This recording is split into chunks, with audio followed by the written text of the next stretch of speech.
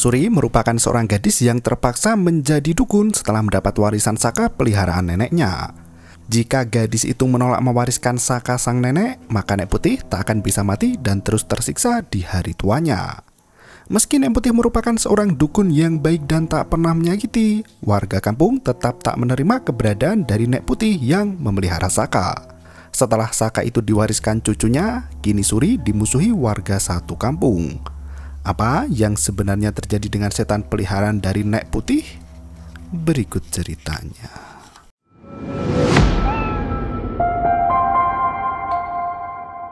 Malam itu, Nek Putih yang sudah tua tengah menjalankan sholat malam. Nek Putih yang dulunya bekerja sebagai bomoh kini sudah tua dan kesulitan untuk mati. Nek Putih merupakan bomoh yang hanya membantu mengobati setiap orang yang datang. Nenek itu tinggal bersama dengan Suri cucunya yang kini tengah mengambil cuti dari pekerjaannya. Suri dengan tenang menjaga sang nenek dan merawatnya. Pagi harinya, Suri datang menemui Usin, teman masa kecilnya.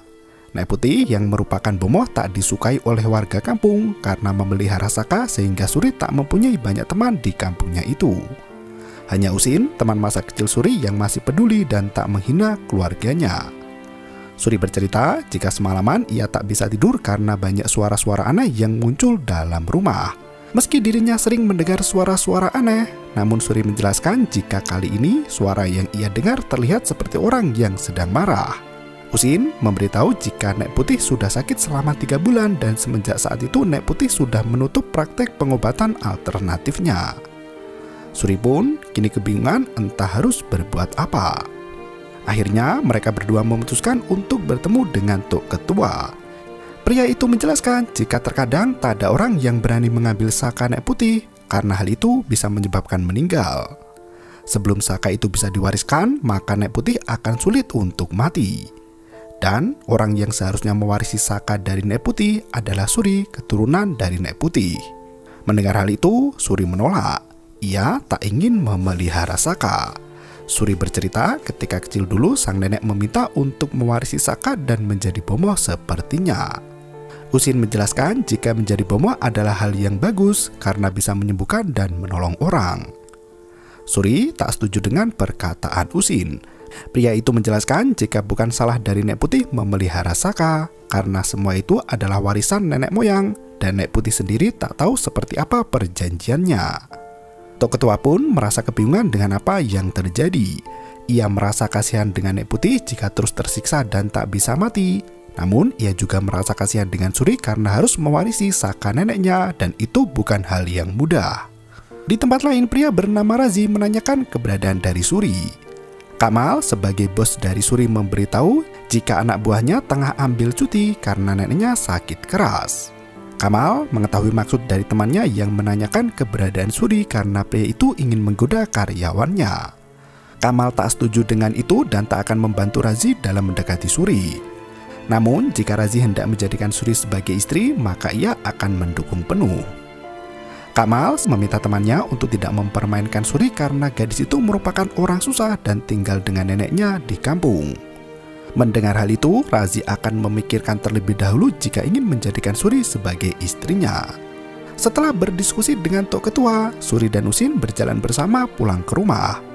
Usin meminta Suri agar menerima saka warisan Nek Putih dan selanjutnya mereka akan memikirkan bagaimana cara melepas saka itu. Suri tak setuju karena perkara dengan saka bukan hal yang main-main. Jika ia menerima saka itu, maka ia harus merawatnya dan otomatis akan menjadi bomoh. Usin kembali menenangkan Suri jika bomoh merupakan perbuatan baik karena menolong orang. Suri mengatakan jika ia takut dengan Tuhan jika menjadi seorang bomoh. Mendengar hal itu, Usin tak bisa menjawab pernyataan Suri. Kenapa kau payah dengar nasihat mak? Malam harinya, Usin mendapat omelan dari Mak Kia agar tidak mendekati Suri. Mak Kia tak setuju karena Suri merupakan cucu dari Nek Putih, dukun pemelihara saka. Ia khawatir jika Usin menikah dengan Suri, maka cucunya nanti akan menjadi bomoh dan harus memelihara saka. Basri, ayah Usin menimpali dan memberitahu istrinya jika Usin hanya berniat untuk menolong Suri menyelesaikan masalah saka. Mak Kia yang mendengar hal itu tak setuju dan meminta anaknya untuk tidak dekat-dekat dengan Suri agar tidak menjadi tumbal. Ia meminta anaknya untuk mencari perempuan lain dan ia siap mengeluarkan uang berapapun untuk pernikahannya. Usin mencoba memberi pengertian jika Suri merupakan teman masa kecil Usin dan ia akan tetap menolongnya membereskan masalah Saka yang ada. Meski emaknya tak suka Usin dekat dengan Suri, pria itu akan tetap berusaha menolong gadis pujaannya. Usin mengirim pesan pada Suri jika ia berjanji akan menolong Suri jika gadis itu menerima Saka warisan Nek Putih. Suri meminta Usin untuk tidak ingkar janji karena ia tak mempunyai siapa-siapa lagi. Usin meyakinkan Suri jika ia tak akan pernah ingkar. Selesai berdiskusi dengan Usin, Suri mendekati neneknya yang sudah sakit-sakitan. Nek Putih mengatakan jika ia tak tega harus mewariskan Saka itu pada Suri karena nanti Suri pasti akan mendapatkan omongan tak enak dari warga kampung, seperti orang kampung membicarakan dirinya. Suri pun mengerti dengan hal itu. Namun ia tak tega melihat neneknya yang terus-terusan sakit dan sulit untuk mati.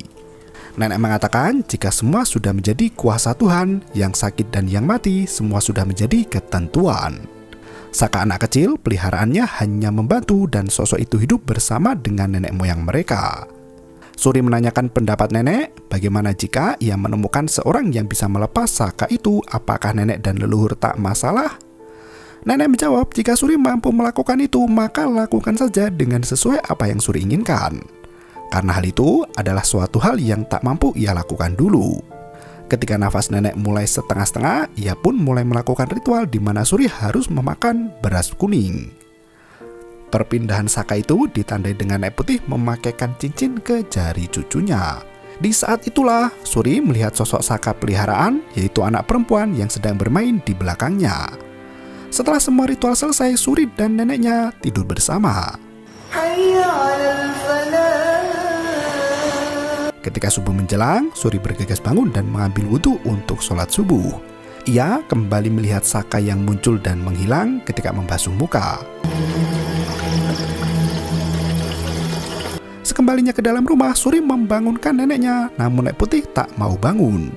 Ia mengecek hidungnya yang ternyata Nek Putih sudah meninggal.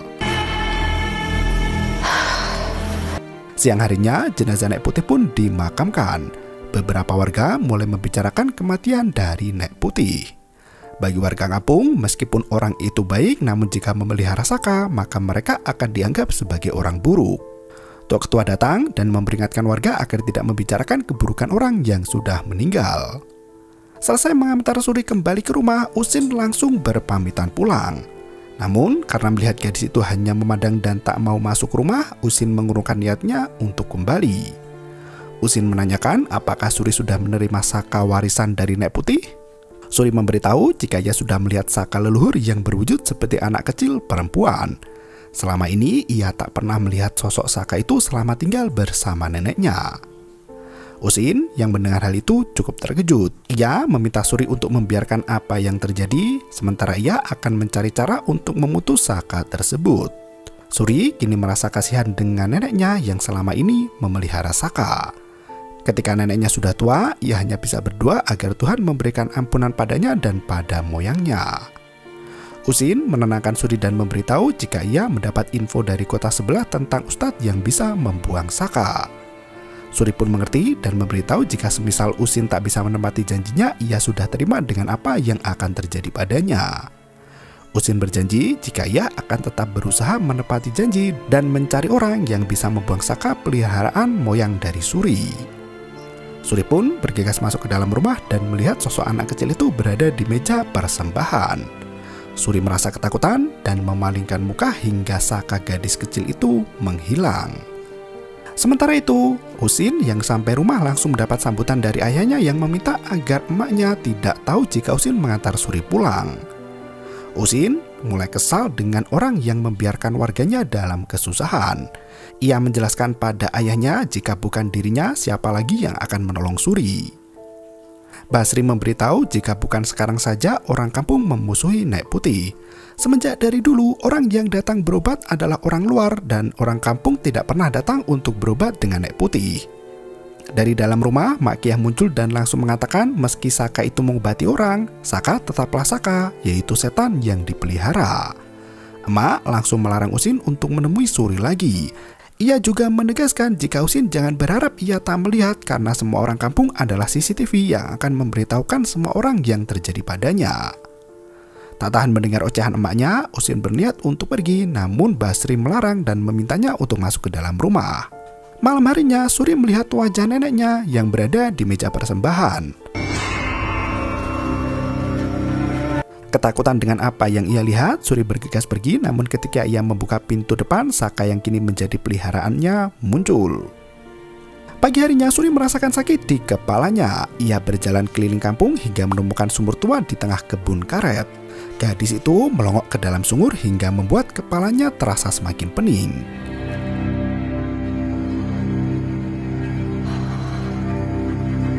Hari berikutnya, Suri masih merasakan sakit di kepalanya. Ia berjalan kian kemari berteriak kesakitan. Sakit kepala yang dialami Suri terus terjadi hingga beberapa hari. Gadis itu berjalan tak tentu arah keluar menjauh dari rumahnya. Hingga di suatu hari Suri berteriak sendiri di dekat warung milik Tok Ketua. Warga yang melihat langsung bergunjing dengan apa yang terjadi pada Suri. Mereka mengatakan jika Suri menjadi gila semenjak Nek Putih meninggal.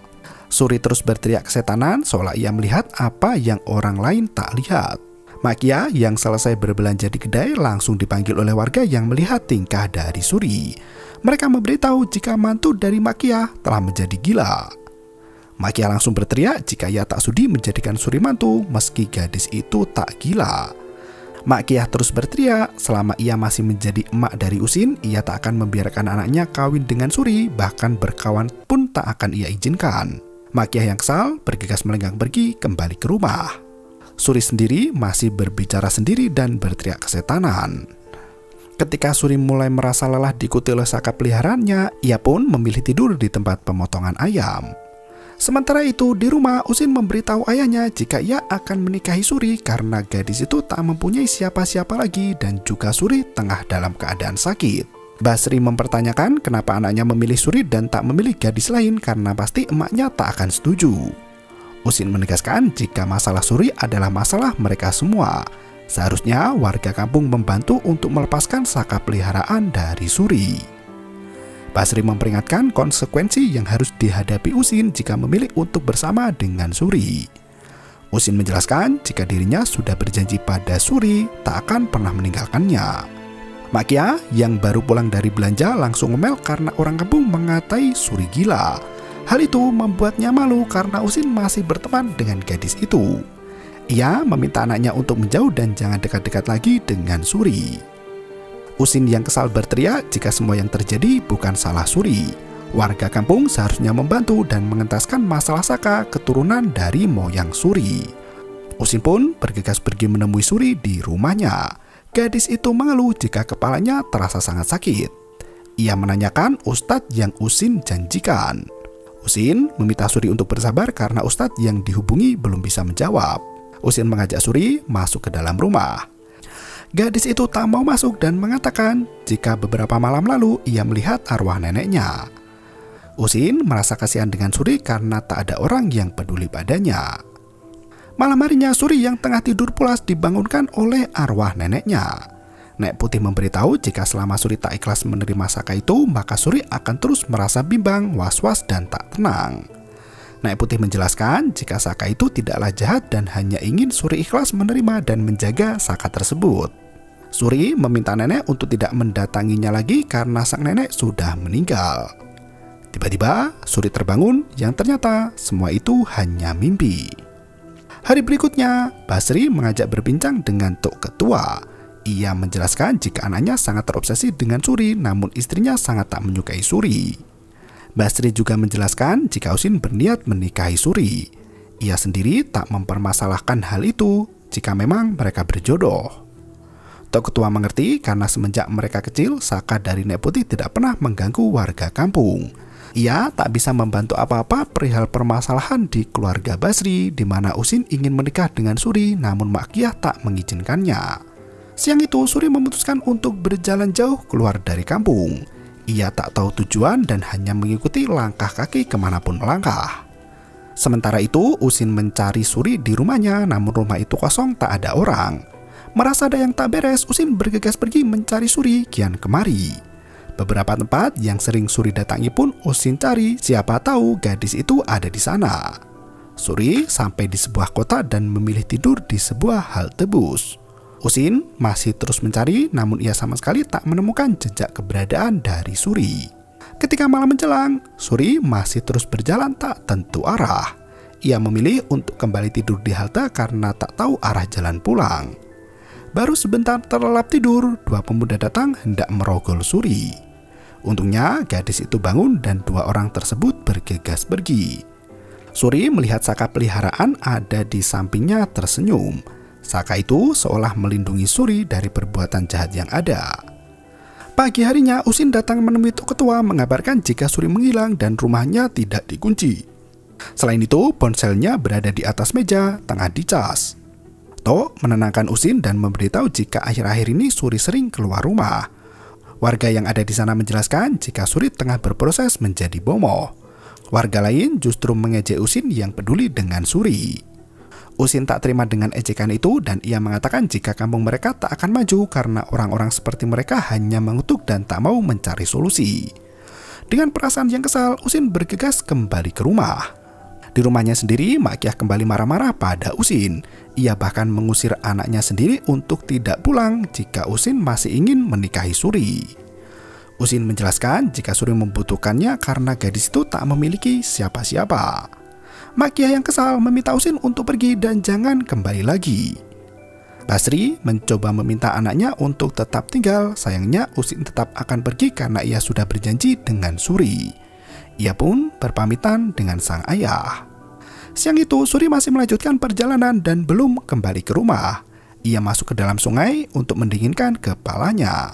Sosok Saka peliharaannya kembali muncul dan mengamati apa yang Suri lakukan. Gadis itu pun mentas dan kembali melanjutkan perjalanan. Sementara itu Usin masih terus mencari keberadaan Suri. Ketika maghrib tiba, Suri masuk ke dalam sebuah rumah warga. Ia berniat untuk numpang sholat maghrib dan meminta makan. Ali, pemilik rumah, mempersilahkan Suri untuk istirahat sejenak. Ia bertanya dari mana Suri berasal dan hendak mencari siapa di kampungnya. Suri memberitahu jika ia tak tahu bagaimana bisa sampai di Lancang. Ia hanya terus berjalan tak tentu arah. Pak Ali terkejut mendengar hal itu karena jarak dari kampung Suri sejauh 30 km. Suri pun dipersilahkan untuk makan dan diberi pakaian yang kering. Selesai sholat dan hendak makan bersama, anak dari Pak Ali tiba-tiba kerasukan. Gadis itu mengalami kerasukan sudah 3 hari, namun sering kambuh-kambuhan. Suri yang melihat hal itu bergegas meminta sepiring lada hitam dan air. Ia mencoba menyembuhkan anak dari Pak Ali. Setelah pengobatan dilakukan semalaman, akhirnya anak dari Pak Ali pun bisa sembuh dari gangguan gaib. Hari berikutnya, Suri pamit untuk pulang. Istri Pak Ali mengingatkannya agar tidak lupa memberikan Suri upah atas apa yang telah dikerjakan. Mendengar hal itu, Suri menolak dan berterima kasih karena telah membantunya. Suri menjelaskan jika ia mendapat kemampuan itu dari neneknya. Pak Ali memberi pengertian jika kemampuan Suri termasuk sebuah rezeki. Pak Ali mengantar Suri kembali ke kampungnya. Ia mampir di warung untuk membeli beberapa sembako. Pak Ali bercerita pada Tok Ketua jika ia mengantar Suri pulang ke rumahnya. Mendengar hal itu, Tok Ketua terkejut. Ia mendatangi Suri dan menanyakan kabarnya. Untungnya, Suri masih baik-baik saja. Tok Ketua menjelaskan jika Suri sudah menghilang selama 2 minggu dan Usin yang mencari belum pulang hingga kini. Suri yang masih kebingungan tak bisa berkata apa-apa dan ia berpamitan untuk pulang ke rumah. Malam harinya Suri mengecek ponsel dan mendapati jika ia dikeluarkan dari perusahaan tempatnya bekerja. Pagi harinya Suri datang dan meminta maaf. Pak Kamal tak bisa berbuat apa-apa karena Suri tak ada kabar selama 2 minggu. Ia meminta karyawan yang lain untuk mempersiapkan gaji terakhir Suri. Suri tak mempedulikan hal itu dan bergegas melenggang pulang. Ketika ia hendak pulang, Suri bertemu dengan Razi yang merayunya. Razi mengaku sudah menunggu Suri kembali, namun gadis itu tak terlihat. Suri tak memperdulikan rayuan dari pria tersebut. Razi terus menggoda hingga akhirnya Suri melenggang pergi. Malam harinya Pak Ali kembali datang membawa saudaranya yang menderita sakit sama seperti anaknya dulu. Suri yang melihat pasien itu tak merasakan ada apapun yang mengganggu. Ali mengatakan jika selama perjalanan saudaranya itu kerasukan setan. Suri beranjak dari tempat tidurnya dan melihat ke arah mobil. Ia melihat sosok makhluk halus itu ada di sana. Suri menjelaskan jika sosok yang mengganggu itu masih ada di dalam mobil. Ia tak bisa mengusir karena tak merasuki tubuh pasiennya. Pak Ali pun meminta solusi pada Suri. Gadis itu menjelaskan jika ia hanya bisa membuat pagar untuk proteksi, namun jika kerasukan lagi, maka pasiennya harus segera dibawa kembali kepadanya. Setelah Pak Ali pulang, Usin muncul di samping rumah Suri. Suri menanyakan kebenaran Usin yang mencari dirinya selama ini. Usin menjelaskan jika ia tak akan pernah mengingkari janjinya untuk menolong Suri. Gadis itu pun bercerita jika ia terus berjalan dan tak tahu pergi kemana, hingga akhirnya ia tersadar sudah berada di daerah Lancang.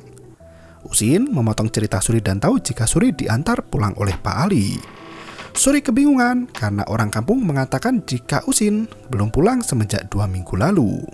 Usin menjelaskan jika ia bersembunyi karena tak ingin ada orang kampung mengetahui kepulangannya.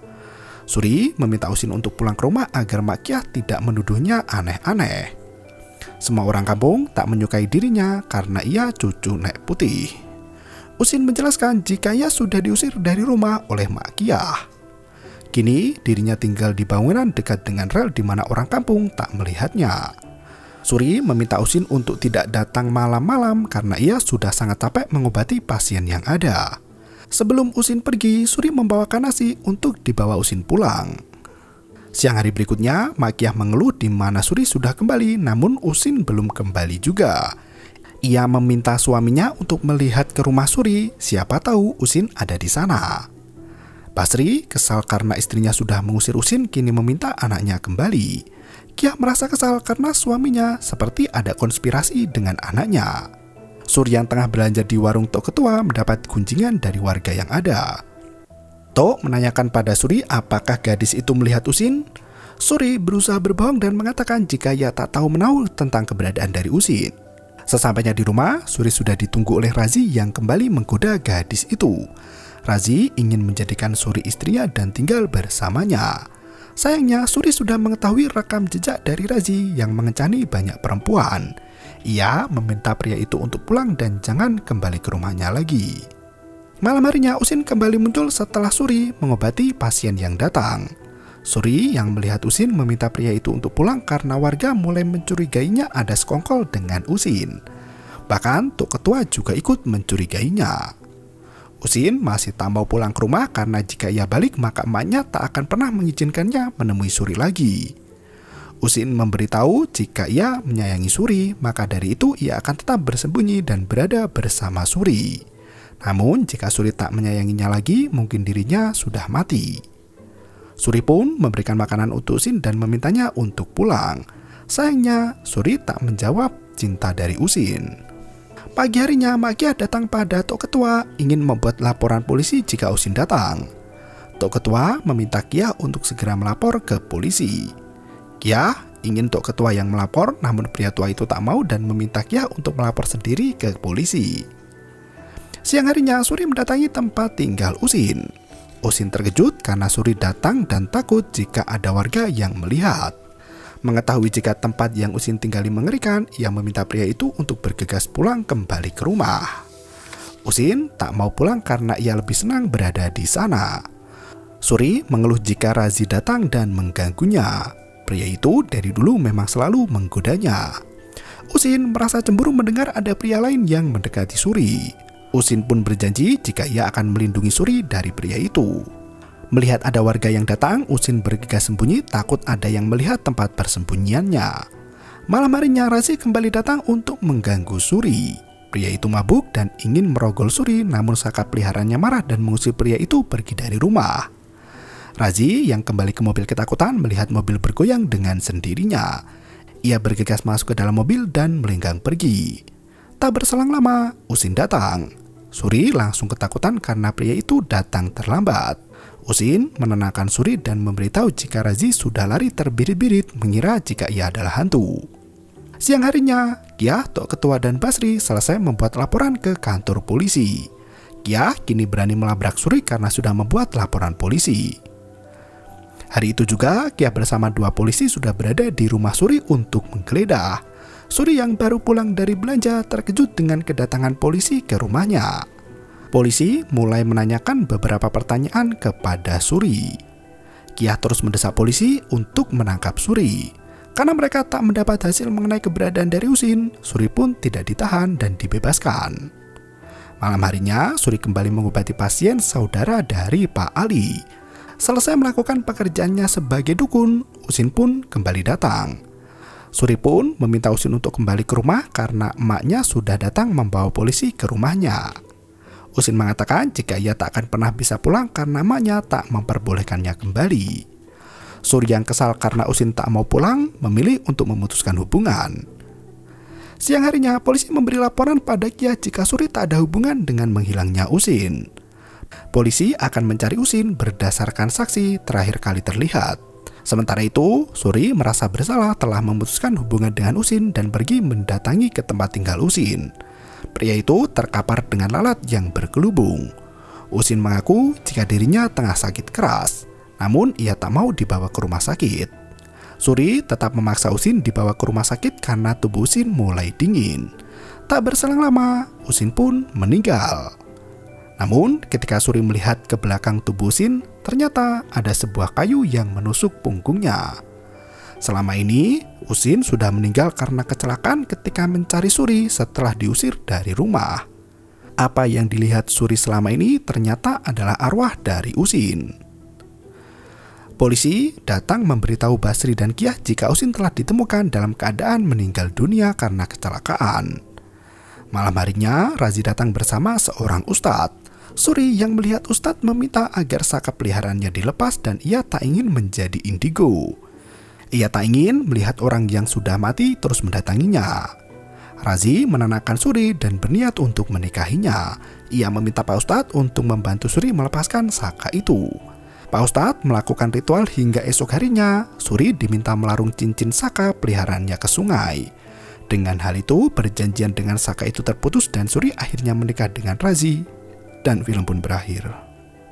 Selamat berpuasa, terima kasih dan sampai jumpa. Yo, bermau itu ketarep.